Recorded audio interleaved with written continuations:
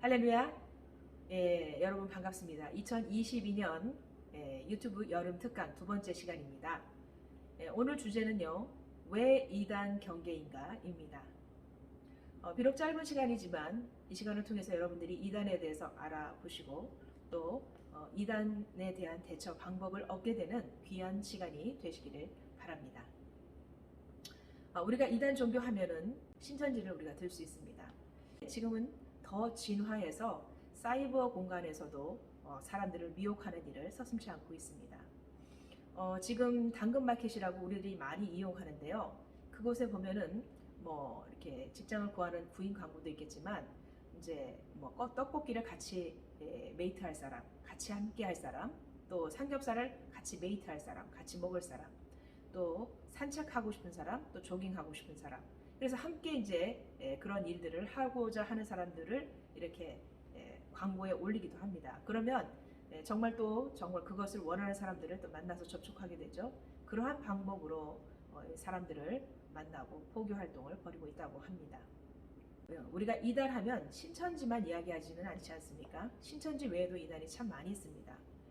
가깝게 우리 지금 김순영 야구장 그 입구에 보면 JW라는 큰 간판이 있는 건물이 있습니다. 바로 여호와 증인 건물입니다.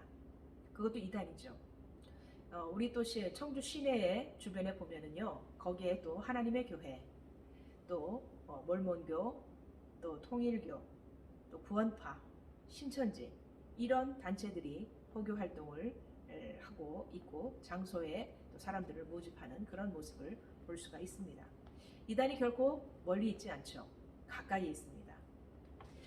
자, 이런 이단에 대해서 성경은 뭐라고 말씀할까요? 성경에서는 이렇게 표현합니다. 이단을 사나운 일이 다른 교훈으로 분열시키는 자, 거짓말하는 자, 거짓 선생, 적그리스도. 그런데 이 이단이 오늘날에만 이렇게 많이 출현했느냐? 그렇지 않습니다. 이 이단은 구약시대, 신약시대, 또 초대교회 시대, 중세시대, 현대에 이르기까지 계속해서 나타나고 있습니다. 그들의 활동은 지금도 계속되고 있는데요. 우리가 구약시대의 최초의 이단을 생각하면 바로 창세기 3장을 우리가 생각해 보아야 합니다. 창세기 3장 4절 5절에 보면은 사단이 여자에게 접근해서 하나님의 권위에 도전하도록 미혹을 시키죠. 이것이 최초의 종교, 이단 종교입니다. 신약시대, 초대교회 시대에는요, 이것이 영지주의, 또 이원론을 형태를 띠어서 많은 이단 종파들이 생겨나게 됩니다. 자, 이러한 이단의 활동은 교회의 활동과 함께 계속해서 일어나고 있는데요. 자, 이러한 이단에 대해서 우리가 어떻게 분별할 수 있을까요? 그것은 이단의 특징을 잘 기억하는 것이 중요합니다. 이단의 특징 첫 번째는 바로 신앙 고백인 사도신경을 그들은 인정하지 않고 거부합니다. 이것을 통해서 우리는 이단을 분별할 수 있습니다. 이단 종교는요, 사도신경을 신앙 고백으로 받아들이기를 거부합니다. 두 번째로 예수 그리스도의 신성을 부정하고요. 또 십자가, 삼위일체론을 그들은 거부합니다. 예수님의 신성을 부인하기 때문에 예수님은 인간이다. 하나님의 거룩한 성품이 어떻게 인간의 악한 몸에 들어올 수가 있느냐. 예수님은 그저 인간일 뿐이다 라고 이야기하는 것이죠. 그리고 십자가를 통해서 우리는 구원을 받았다고 생각하는데 이단 종교는 십자가는 실패의 작품이다. 이렇게 그들은 표현합니다. 그리고 삼위일체론에 대해서 그들은 인정하지 않습니다. 하나님이 우리에게 주신 성경에 삼위일체라는 단어가 어디 있느냐? 그들은 그렇게 주장하죠. 그러나 우리는 알고 있습니다. 구약성경, 신약성경에 성삼위 하나님이 함께 운행하시고 동행하셨던 그런 모습들이 곳곳에 기록되어 있죠.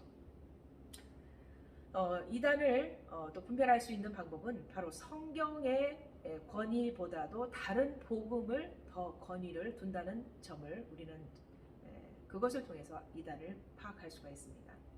그러니까 성경 외에 다른 복음으로만 구원을 받을 수 있다는 것이죠. 그러니까 거기에서 이제 교주들이 자신들의 교리나 또 그들이 받은 계시나 그들의 꿈이나 이런 것을 마치 신령한 것으로 받아들이고 강요한다는 것이죠.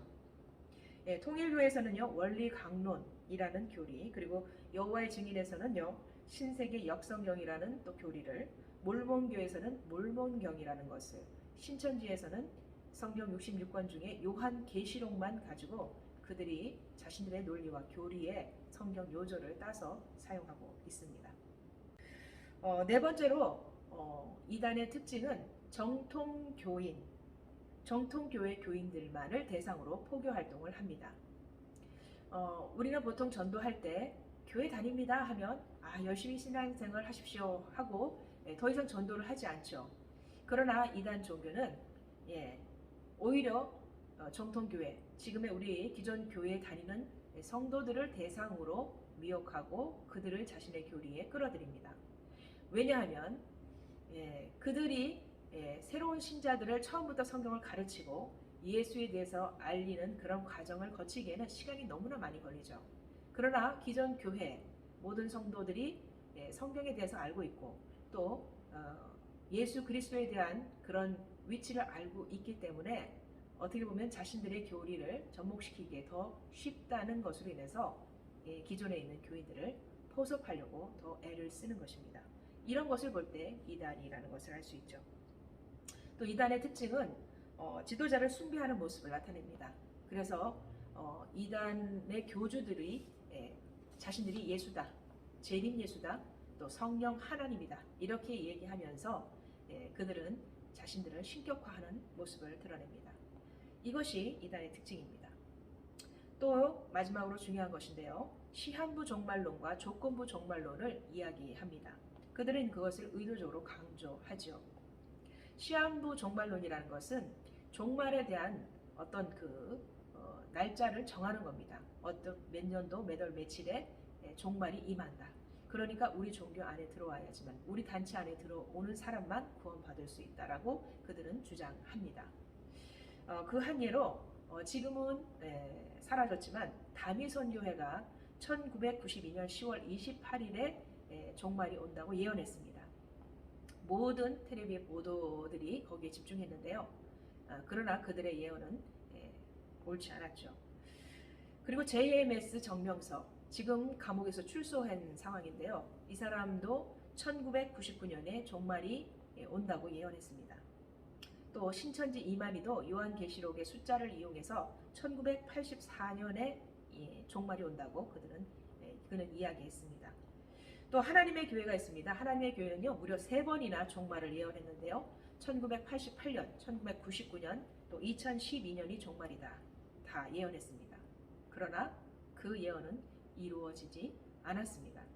그들이 성경을 조금만이라도 잘 알았다면, 그리고 우리 믿는 성도들이 성경을 안다면 그들이 잘못된 예언을 하고 있다는 것을 금방 파악하셨을 겁니다. 제자들이 마지막 때가 언제냐고, 그날을 어떻게 알 수 있냐고 예수님께 물었을 때 예수님께서 그 날은 아들도 모르고 아버지만 아신다라고 말씀하셨습니다. 즉 하나님만이 그 날짜와 그 때를 아신다는 것이죠. 또 조건적 종말론이 있습니다. 이 조건적 종말론은요 어떤 조건을 갖추어야지만 마지막 때에 구원받을 수 있다라는 주장을 내세워서 포섭한 사람들을 공포심을 주고 또 그러한 열심을 내게 해서 그 조건에 부합돼야지만 구원받을 수 있다라고 주장합니다. 그 한 예가 바로 신천지의 14만 4천 명의 인침받은 자를 말하는 것입니다. 그러니까 신천지 안에 들어와도 무조건 구원받는 게 아니라 어떤 교육 과정을 거쳐야 되고, 그리고 시험을 쳐서 합격을 해야 되고, 그리고 무엇보다도 포교하는 활동을 통해서 많은 사람들을 포섭할 때 그 사람이 14만 4천에 들어간다는 것이죠.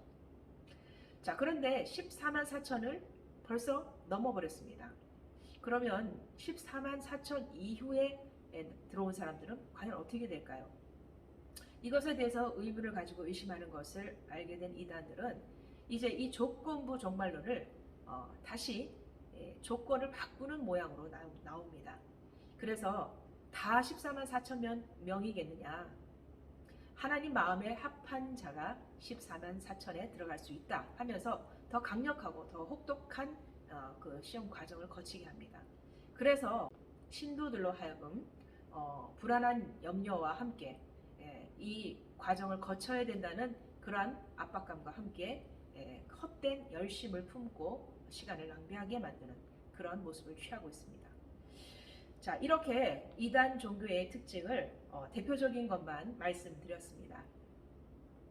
시간이 된다면 이 이단 종교에 대해서 살펴볼 수 있는 기회, 또 이단의 허점을 우리가 알아볼 수 있는 기회가 저와 여러분에게 더 있었으면 좋겠습니다. 현재 이단의 이러한 공격과 회방, 또 이단의 그런 활동으로 인해서 사실 우리나라에 심각한 여러 가지 문제들이 일어나고 있는 것이 현실입니다. 딸아이가 이단에 빠져서 그 딸아이를 돌아오게 하려고 아버지와 어머니가 직장을 버리고 오로지 1인 시위를 하면서 딸의 회복, 딸의 돌아오는 것을 바라보고 있는 부모, 또 부부가 잘 살다가 이 이단에 빠져서 집도 팔고 땅도 팔아서 다 바치는 그런 상황에서 가정이 깨어지고 이혼하고 결국 그것으로 인해서 자녀들이 상처받는 그런 모습들도 보이고 있습니다. 또 이단들이 이제 교회 안에 들어와서 어설프게 성경을 알고 있던 성도들에게 성경의 질문을 통해서 오히려 그들의 믿음을 흔들게 하고 또 교회가 나뉘어지게 하는 그런 역할을 지금 하고 있는 것입니다. 이러한 이단의 공격, 또 이단의 회방, 또 여러 가지 이단에 의한 문제들을 우리는 어떻게 대처할 수 있을까요? 베드로전서 5장 8절입니다. 근신하라 깨어라 너희 대적 마귀가 우는 사자 같이 두루다니며 삼킬 자를 찾나니 너희는 믿음을 굳건하게 하여 그를 대적하라. 근신하라 깨어라 그리고 그를 대적하라. 지금도 할 수만 있으면 믿는 사람들을 현혹시켜서 미혹시켜서 하나님을 떠나고 예수를 부인하며 교회를 떠나게 만들어 결국 지옥에 같이 데려가려고 하는 사단 마귀의 계략이 이단 종교를 통해서 나타나고 있습니다. 우리가 근신하고 깨어서 마귀를 대적하기 위한 우리의 대처 모습은 무엇입니까? 바로 교회가 해야 할 일이 있고 우리 성도님들이 해야 할 일이 있습니다. 먼저 교회는요, 경각심을 가지고 교인들을 대상으로 교육하기에 힘써야 합니다. 별도로 교리를 더 강화시켜서 구원의 확신을 훈련받게 하는 것이죠. 또 이단 종교들의 특징을 잘 파악해서 교인들에게 그 정보를 알려주는 것입니다. 또한 개인이 해야 될 일이 있습니다. 그것은 거룩한 교회로서 삶을 살아야 합니다. 자, 거룩한 교회, 저와 여러분은 교회입니다. 거룩한 삶의 모습이 나타나야 되는 것이죠. 이단 연구가인 탁지 일 교수는요, 그에 져서 교회와 이단이라는 책에서 그는 이렇게 말합니다. 거룩한 교회가 이단을 이길 수 있다. 이것은 즉 우리가 하나님의 말씀을 문자로 지식으로만 알면 우리는 이단과 싸워서 이길 수가 없습니다. 이단은 성경을 더 연구해서 자신들의 교리에 맞게 이야기하기 때문에 그것을 우리가 알 수가 없죠. 그런데 우리가 정말 하나님의 말씀을 정말 말씀대로 살아내신 예수님처럼 살아가고 삶에서 실천한다면 이단의 공격이 와도 우리는 그것을 이길 수 있고 그들에게 넘어가지 않을 수 있는 것입니다. 저와 여러분이 이 베드로 사도의 권면을 귀담아 듣고 깨어 근신하고 또 믿음으로 굳건하게 하여서 그들을 대적할 수 있는 그런 준비된 교인들, 또 거룩한 포도원교회 성도님들이 되시기를 간절히 바랍니다. 이상 왜 이단 경계인가라는 제목으로 말씀 전해드렸습니다. 감사합니다.